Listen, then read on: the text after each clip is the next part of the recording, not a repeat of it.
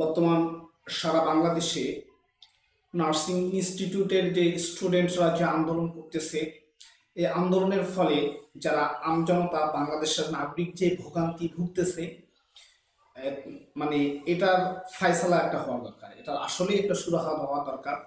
Nursing স্টুডেন্টরা যেটা বলতেছে, তাদের ধারাভাষ্যটা হচ্ছে যে আমরা এইচএসসি কমপ্লিট করার পরে আমরা নার্সিংয়ে 3 বছর পড়তেছি, 3 বছর বা 2 বছর যাই হোক, করার পরে ইন্টার্নি করতেছি।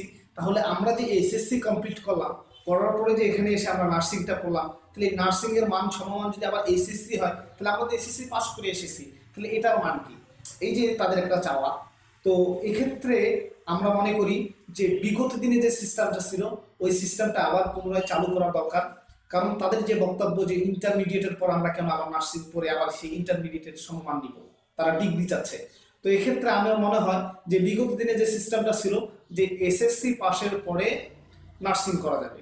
এসএসসি পাস করে, অর্থাৎ যারা সায়েন্স ব্যাকগ্রাউন্ডের স্টুডেন্ট থাকবে, সায়েন্স থেকে যারা পড়ালেখা করেছিল, তারা নার্সিংয়ের মধ্যে এসে জয়েন করতে পারবে। এই বিগত দিনে যে সিস্টেমটা যদি চালু করা হয়, দেখা যাবে তারা যদি নার্সিং করে ডিপ্লোমা ইন নার্সিং করবে, করার পরে যারা যদি চায় যে বিএসসি করবে, করতে পারবে। আবার যদি কেউ যদি মনে করে যে না, আমি এসএসসি করে নার্সিং করবো না, ডিপ্লোমা না করে সে ইন্টারমিডিয়েট আবার সায়েন্স ব্যাকগ্রাউন্ড থেকে পরীক্ষা দিয়ে উত্তীর্ণ হয়ে সে দেখা যাবে যে বিএসসি করার জন্য ট্রাই করতে পারবে। তো এই সিস্টেমটা পুনরায়ের মতো আবার চালু করা হোক, এবং এর মধ্য দিয়ে যেন জনগণ যে ভোগান্তিটা ভুগতেছে, অর্থাৎ রাস্তার মধ্যে তারা এসে আন্দোলন করতেছে, সে আন্দোলন যেন বন্ধ হয়। এর মধ্য দিয়ে জনগণের যে ভোগান্তি, এই ভোগান্তি দূর করা হয়।